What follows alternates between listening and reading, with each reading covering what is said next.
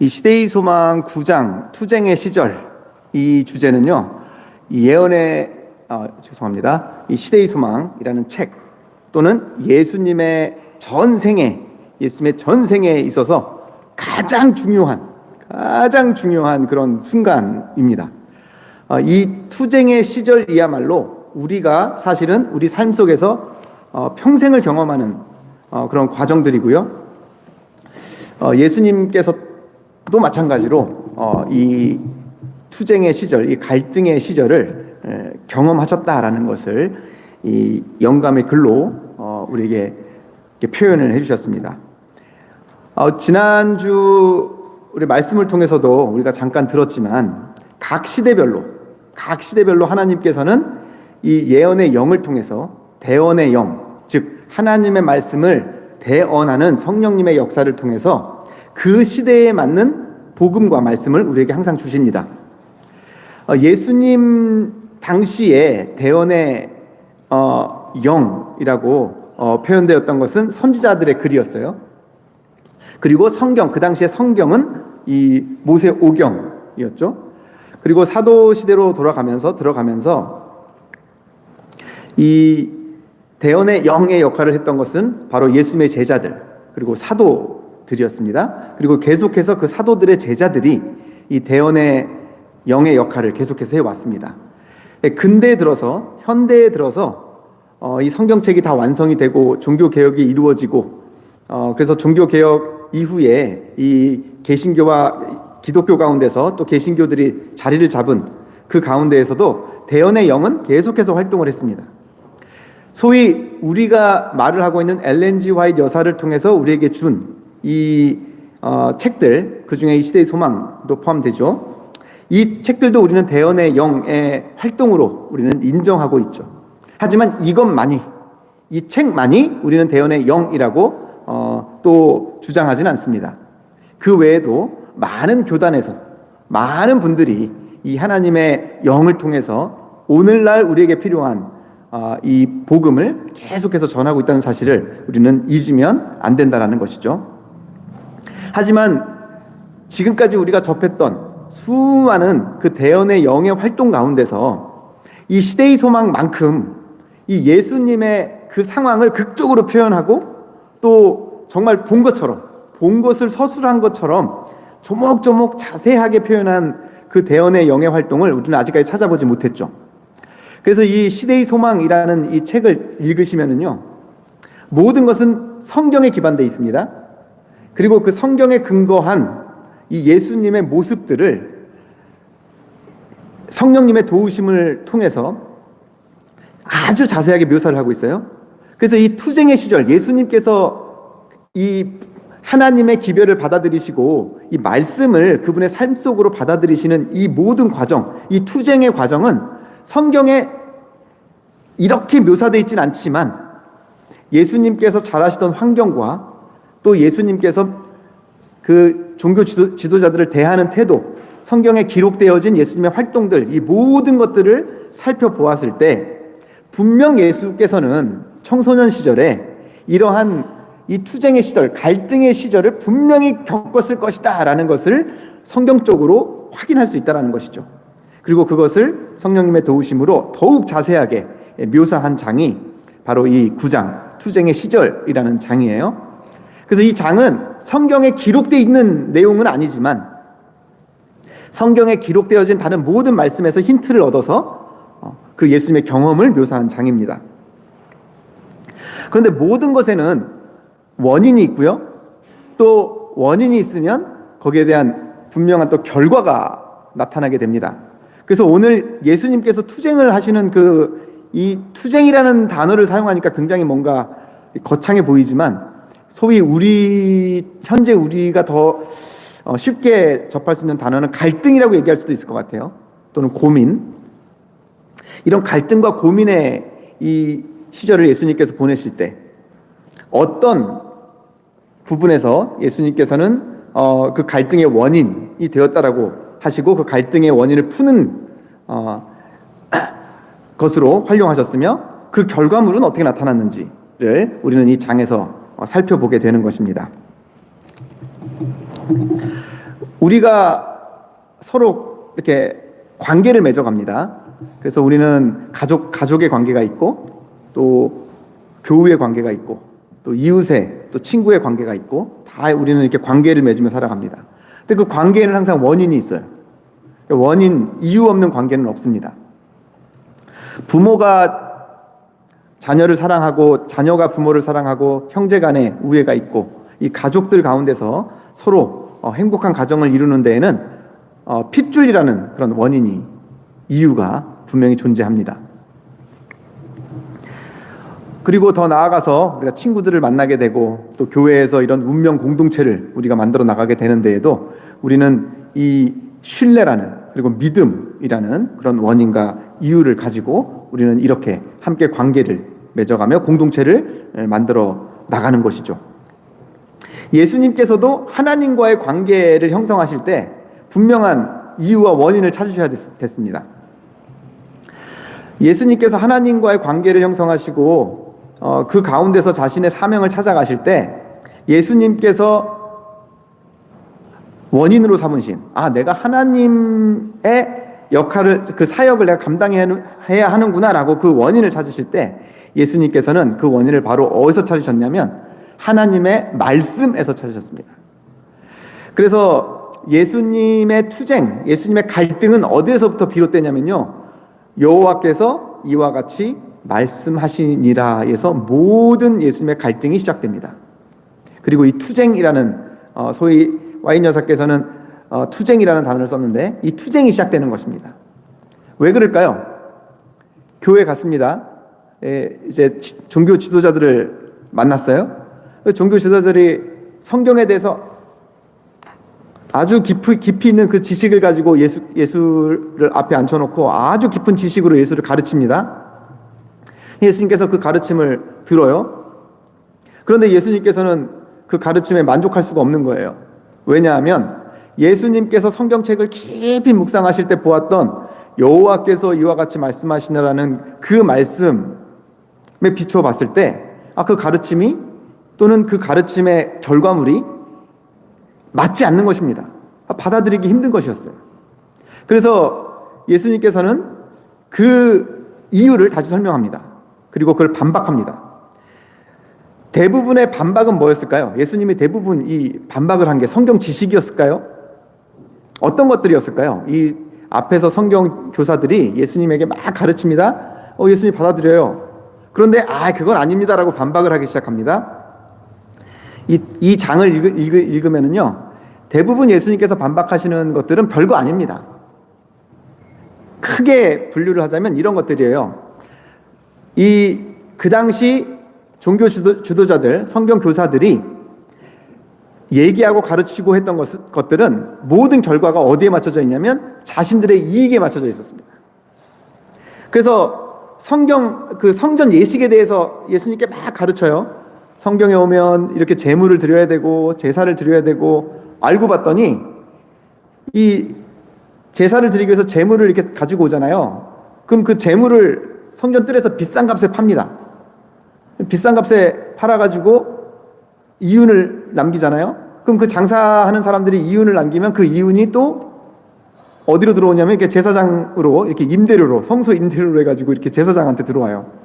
그러니까 제사장들은 열심히 백성들에게 제사에 대해서 강조하고, 이 백성들은 가르침을 받은 대로 흠없고 깨끗한 그런 제물을 준비를 해야 되는데 다른 곳에서는 준비하기가 힘드니까 성전 뜰에 와서 그걸 준비합니다. 다른 데보다 막 몇 배씩 돈을 내고, 그래야지만이 자신이 무언가 이 가르침에 순종하는 백성이 되니까요. 그리고 그렇게 이윤이 생기면 그 이윤은 또 제사장들에게 들어오고, 예수님께서는 그 모든 과정들을 알고 계시는 겁니다.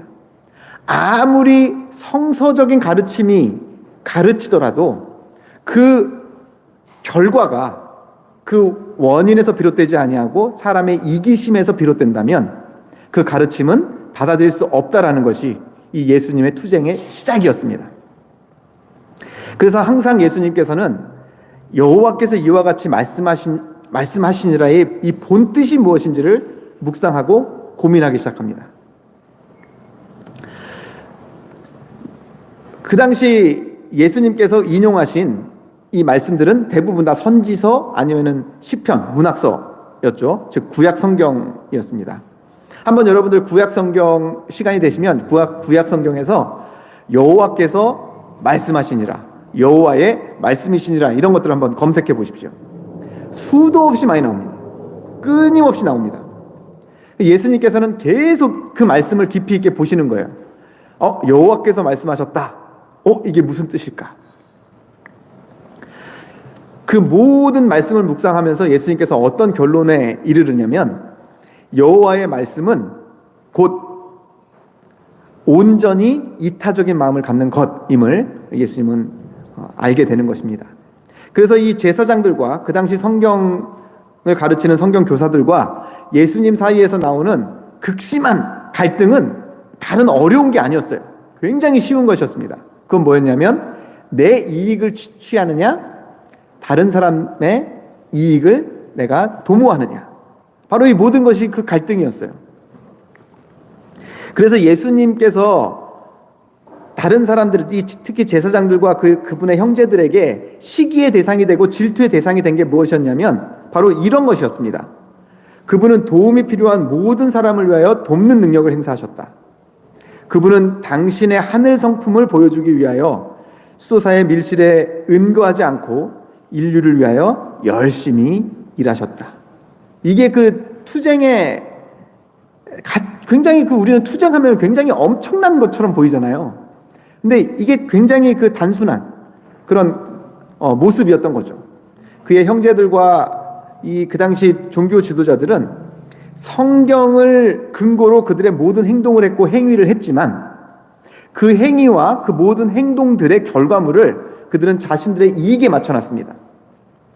그래서 이것이 나에게 이익이 되지 않으면 그들은 그 모든 것을 다 배척했고 없애버렸고, 그것이 나에게 이익이 된다라고 하면 그것을 하나님의 가르침, 성경의 가르침으로 그들은 그것을 포장했고, 그것을 계속 백성들과 사람들에게 강조함으로써 그들은 신앙을 통해서 개인의 이익을 추구하는 그런 종교 그 공동체를 만들어 놓은 것이죠. 지금까지 수없이 종교는, 이 신앙은 개혁이 되어 왔습니다. 계속해서 개혁이 되어 왔는데, 사실 아직까지 개혁이 가장 안 된 부분이 바로 이 예수님의 투쟁에 대한 내용입니다.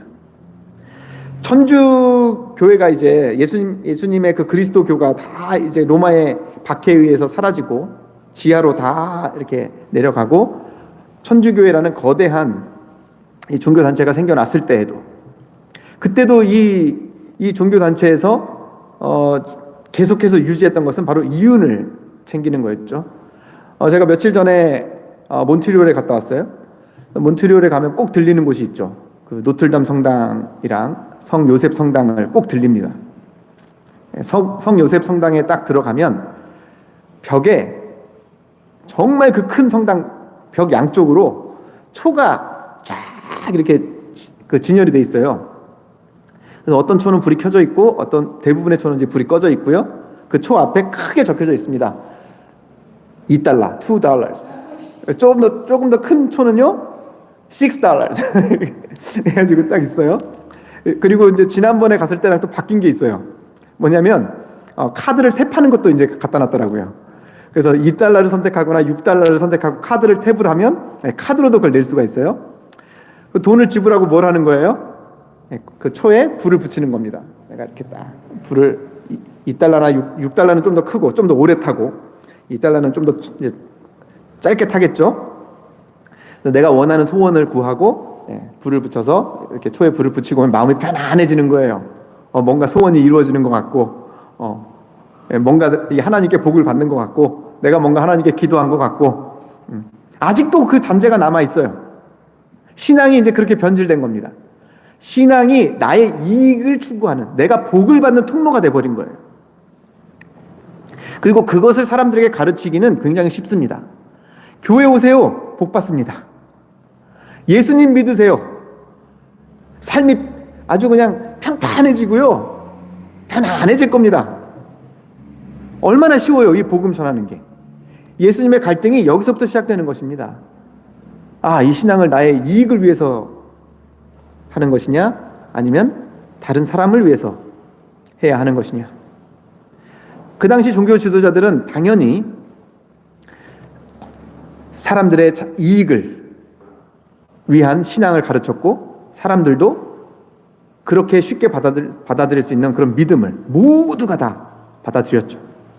하지만 예수님께서는 여호와께서 말씀하셨느니라 라는 그 구약 성경의 모든 말씀들을 묵상한 결과, 하나님을 믿는 신앙은 나를 위한 것이 아닌 다른 사람을 위한 것이어야 된다라는 것을 명확히 깨달았고, 그것을 반박하고 그것을 실천하기 시작하는 것입니다. 어느 때나 어느 곳에서나 그분은 사람들에게 사랑을 나타내고 당신의 주의를 명량하고 경건한 분위기로 두르셨다. 이러한 모든 것이 바리새인들에게는 일종의 책망이었다. 그분의 생애는 종교라는 이기심으로 이루어져 있지 않다는 것을, 그들의 개인적인 이욕에 대한 병적 헌신은 참된 경공과는 거리가 멀다는 것을 보여주었다. 이 예수님의 이 투쟁은 여기서 시작되는 것입니다. 종교가 이 이기심으로 모여있는 것이 아니야 라는 것을 그분은 보여주셔야 했고, 개인의 이익을 위해서 아주 신앙을 병적으로 아주 열심히 신앙을 하는 그 모습이 참된 헌신과는 거리가 멀다라는 것을 예수님께서는 말씀을 통해서 깨달음을 그분의 행동으로 보여주셨다라는 것입니다. 이게 그분의 신앙의 갈등이었어요. 투쟁이었고요. 오늘날 우리가 고민하지 않는 부분이기도 합니다. 하지만 종교개혁은 아직 멀었어요. 종교개혁은 예수님의 발자취를 따라가는 것이고 예수님의 정신을 따라가는 것이 이 종교개혁이죠. 진정한 종교개혁을 완성하는 것은 일요일을 토요일로 바꾸는 것 포함됩니다. 이 예수님께서 말씀하신 너희가 결코 죽으리라 라고 말씀하신 그 말씀을 통해서 우리 구원에 대해서 우리가 진심으로 깨닫고 이 심판의 문제에 대해서 깨닫는 것도 종교개혁입니다. 그리고 성소 기별을 통해서 우리가 이 예언을 해석하고 예언을 읽고 예언을 적용함으로써 우리가 마지막 다시 오시는 예수님의 그 재림을 기다리는 것도 종교개혁에 포함되어져야 합니다. 하지만 그 무엇보다도 가장 중요한 종교개혁은 바로 이 예수님의 투쟁에 함께 참여하는 것이고요. 바로 이 예수님께서 이 투쟁을 통해서 깨달으신 그 하나님의 품성, 그리고 그리스도인으로서 가져야 하는 참된 종교가 가져야 되는 그 정신을 우리가 회복하는 것이 이 참된 종교개혁이 되어야 된다는 것을 예수님은 우리에게 보여주시는 것입니다. 예수님이 그 종교개혁의 결과를 어떻게 그분 삶 속에서 나타내셨을까요? 어렵게 나타내셨을까요? 그렇게 엄청난 투쟁을 했으니까 뭔가 위대한 행동을 하셨을까요? 예수님이 하신 행동은 지극히 간단했습니다. 지극히 단순했어요. 이 개혁의 결과물은 어려운 것이 아닙니다. 지극히 쉬운 겁니다. 형제들이 가난하고 천한 사람들에게 거칠게 말할 때에 그분은 오히려 그런 가난하고 천한 사람들을 찾아가서 격려의 말씀을 해주셨다. 그분은 궁핍한 사람들에게 한 잔의 냉수를 주고 자신이 먹을 음식을 가만히 그들의 손에 쥐어주곤 하셨다. 자, 종교개혁 어렵나요? 신앙개혁 어렵나요? 어려운 것이 아니에요. 지극히 쉬운 것입니다. 예수님께서 랍비들하고 제사장들하고 그 당시 최고의 종교 지도자들하고 다투시고 이게 아닙니다 라고 반증하시고 그들의 가르침이나 또는 그들의 신앙관에 대해서 이것이 아닙니다라고 외치셨던 그분이 주장했던 것은 어려운 게 아니었어요. 지금 우리도 누구나, 여기 계신 누구나 주장할 수 있는 것이고 누구나 삶 속에서 실천할 수 있는 것들이었다는 것입니다. 예수님의 정신은 항상 쉬워야 합니다. 예수님의 정신과 예수님의 복음은 어려운 것이 되면 안 돼요. 만약에 여러분들께서 신앙을 하실 때 이제 교회나 또는 어떤 교회 지도자가 여러분들에게 뭘 요구합니다. 여러분들 참된 신앙을 하기 위해서는 이렇게 하셔야 합니다 라고 했는데 그게 어려운 거예요. 그러면 그거 여러분들 안 따르셔도 됩니다. 그건 복음이 아니에요. 이거는 사실 어떤 이게 하나의 진리가 될 수는 없고 이것이 원칙이 될 수는 없지만 우리가 성장하면서 우리 교회는요, 우리에게 굉장히 많은 헌신과 희생을 요구해 왔습니다. 시간적인 헌신과 또는 시간적인 어떤 이 포기를 우리에게 요구해 왔고요, 행동적인 제약을 우리에게 요구해 왔습니다. 그리고 더 나아가서 어떤 이 재산에 대한, 재물에 대한 헌신도 우리에게 요구해 왔고요. 그래서 많은 분들이 교회 하면 어떤 편견을 갖냐면, 야, 교회 가면 돈도 많이 내야 되고 시간도 많이 허비해야 되고 손해보는 게 너무 많아 라고 신앙을 하지 않는 분들도 굉장히 많이 계십니다. 그리고 한편 또 신앙하시는 분들 사이에서는 그것이 헌신이라고 생각이 되었고, 그것이 바로 우리의 참된 신앙이라는 어떤 그런 자기 위안 속에서 우리는 그런 신앙을 지금까지 해왔죠. 그것이 잘못됐다라고 말할 수는 없지만 거기에 들어있는 참된 정신이 무엇이었는지 우리는 확인해 봐야 한다는 것입니다. 사람들은 왜 그토록 많은 재산을 헌신해서 큰 교회를 지었을까요? 우리 지금 굉장히 어마어마한 교회에서 지금 예배 드리고 있잖아요. 사람들은 이토록 많은 돈을 들여서 왜 이 큰 교회를 지었을까요? 저도 항상 의문입니다. 일주일에 몇 시간 예배 드리기 위해서 이 어마어마한 돈을 들여서 이 건물을 만들어 놨는데 주중에 한번 와보세요. 여러분들 혹시 시간 되실 때 주중에 이 교회, 우리 교회 지나가시면서 주중에 한번 이렇게 주차장에만 잠깐 들어왔다가 이렇게 나가 보십시오. 여기 어떤 일이 일어나고 있을까요? 아무 일도 일어나고 있지 않습니다. 그냥 비어 있어요. 지하만 저희 유치원에 렌트를 줘가지고 지하만 이제 유치원 어린이집을 운영하고 있죠. 과연 이렇게 시작한 기독교가 과연 올바른 정신을 가지고 시작한 기독교였을까요? 저는 항상 의문입니다. 제 개인적으로. 이것이 뭐 옳고 그르고 이걸 떠나서 여기에 헌신하신 분들의 믿음이 잘못됐다라는 걸 말씀드리는 게 아니에요. 그런 측면이 아니고, 과연 우리가 예수님을 따르고 그리스도인 정신을 가졌다라고 하는 그 그리스도인의 정신을 따른다고 하는 그 부분이 과연 이런 것이었을까라는 의문을 갖고 있다라는 것입니다. 예수님께서는 항상 지금 이 화인 여사가 지금 예수님의 어린 시절을 쭉 다루면서 계속 반복해서 언급하는 게 뭐냐면, 예수님은 가난했다입니다. 지금 이 투쟁의 시절, 이 9장에서도요 몇 번 언급해요. 예수님 정말 가난했다. 근데 그 가난이 오히려 가난하니까 우리를 부유하게 한다라는 그 부분을 오히려 알려주시기 위한 하나의 하나님의 축복이었다라고 이 바울은 그 예수님의 가난을 이렇게 해석을 하고 있죠.